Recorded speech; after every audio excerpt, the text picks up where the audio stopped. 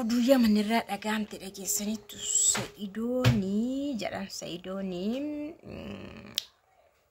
baay'ee rakkisaa jira jedhanii haala rakkisaa keessa jiradhanii Sa'idoon hiriyaa masaasa viidiyoo waraabe sagalee argeessanitu miti viidiyoo sana keessatti sagalee nama bira namuma sanatu dirqamaan fuudhee galaa dirqamaan nyaachisaa bakka baay'ee rakkoo keessa jira jedhanii Sa'idoonii biyya kabajamee jechuun biyya nagaadhaan keessa jiraate biyya keessatti nuuree biyya ijoollee keessatti horate bakka rakkoo tokko malee biyya keessa jiraate keessatti dhufe akkas ta'uunsaa salphinadha Sa'idoodhaaf kuni jedhanii ijoolleen jechuudha. Inni kan biraammoo jechuudha Sumayyaatti namni ergameera. Oduu Yamanii baay'ee oduu Yamanidha kun Itoophiyaa keessa miti Adaamaa miti Finfinnee miti Madireeshinoo miti Baahardar miti kalaas Yamanirraa isinii fide laayikiin barbaachisa informationidha maaliif waa'een jaroota kanaa mataa nu nyaate mataa waan nu nyaatu dhabee bakka hin dhiise mataa nu nyaate dadhabna hin dhiise bakka waa'ee isaanii garatti ni deebi'u wallaallee dhumasaa wallaallee maalirra akka qabu wallaalaa irrachuudha nagaan siniif haa ta'u kabajamtoota hordoftoota akkam jirtu nagaa keessanii ani baay'ee nagaa ku galata waaqaatu bakka jiraattan bakka har'a keessanii egaa informationii kana siniif fide yaa'u kan Sumayyaatti nama erguun illee bareedaadha haala gaariidha nama guddaatti erginee itti argamee jira jedhan nama guddaa nama sana isheen beekti. Namni sunis Yamanuma keessa jiraata. Bilbila ishee arganneerra jedhanii bilbila isheetiin iddoo isheen jirtu lookeeshiniidhaanii dhaqnaa ergachi geenye immoo huma argannaa jedhamee namni itti ergamee jira jechuudha. Sumayyaatti bareedan jettaniire kun waan gaariidha jedha. Kan Sa'idoo faana haasa'an immoo kan Sa'idoo faana immoo jechuudha isheenii Sa'idoonii akkasiin godhu beekaa akkas bahee beekaa kufee kan jette immoo isaan lamaanii hillikii wal qabataniiru.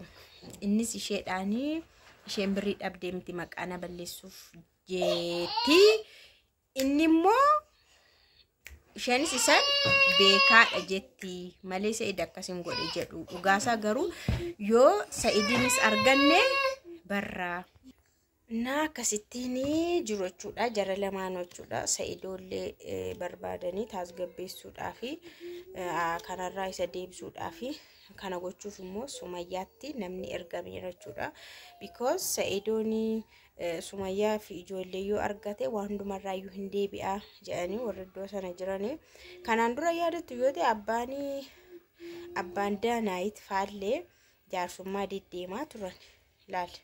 Jarrillee amma miidiyaarraa badan dhugaa dubbachuudhaaf waa'een isaanii durayyuu waa'ee Sumayyaa faa isaan dhiphisnaan karaa kam argannaa karaa kam haasofnaa maal gochuu qabna jedhaniitu isaanuu gara miidiyaa dhufan osoo miidiyaa barbaadu ta'e itti fufanii hojjetu qaama argitanii beektu Daanaayitiin YouTube irratti taasayyuu argitanii beektanii durattiyyuu viidiyoo hojjechuun barbaadu YouTube ufuun barbaadu maani nodeessinidha. Irri xinnoon qabdu argitanii ilaala zim jedheedha afaan naqaqqaba. Sanuu achi yeroon gaamoo hin iyya inaaffaa yoo fi ana bira taa'e malee.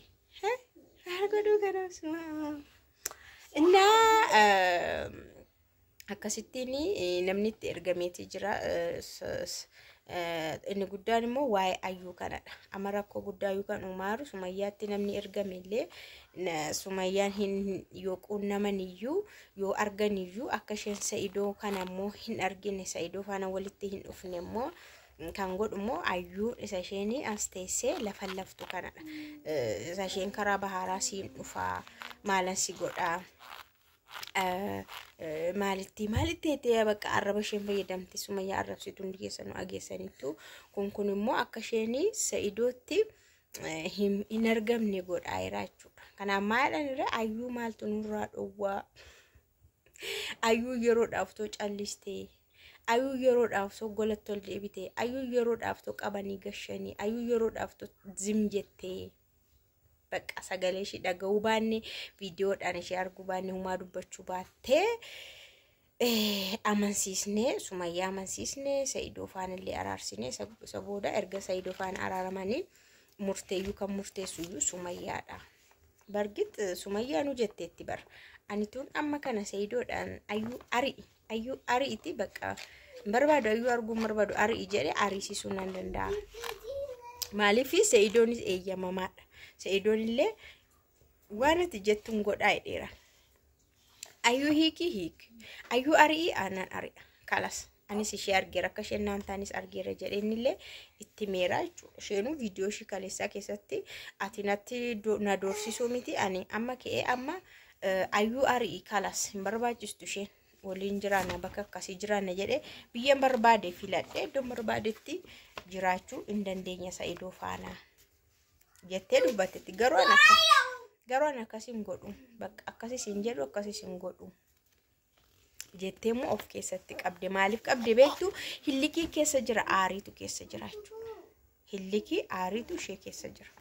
Kanaaf inna ammallee taanaan haga ayyuun kun hin arrafnetti haga ayyuun caalin jennetti haga ayyuu waa'ee maqaa Sumayyaas ta'e Saidoo dhaqeen barbaada Saidoodhaaf anatu jira qubaasaa milxirqishee amma isheen hin jennetti ofuma dadhabu nama illee arganii yoo argan illee isheen umaa deebii hin deebistuuf argamte akka gaafa Yaasuu faana as kunuu magaalaa Finfinnee keessatti wal arganii Yaasuu rakkoon qabu kalaas midaaman jettee akkuma nama Saidoo faana wal argu odeessite asoftee nagaa fakkaatte Yaasuu faana asoftee achi bilbilallee Yaasuudhaa kennite gaafa gabbulanii ka'anii Sumayyaa sarta hin jirtu bilbilloo xirriq. Ammallee akkan namatti ergan okay nama argiti rakkoon qabu namni ishee argina dhaqee hin argiti kalas mafi mushkil midaaman jettee deemsisti borgaru hin jirtu.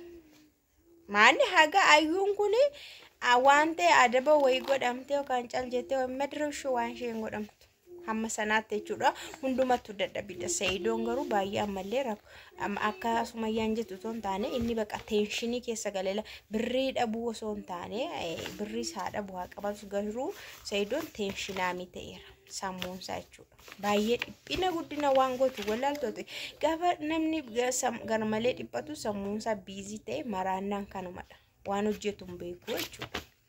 Saidoon akkasii yaalee hin ta'uu dide yaalee achimmoo yaada ijoolleesaa hundi kun dubbi hundi kun yaadni hammi kun dhufee sammuusaa baay'ee dhibbisee bakka waan godhu wallaalee karaa irratti kufee jechuudha.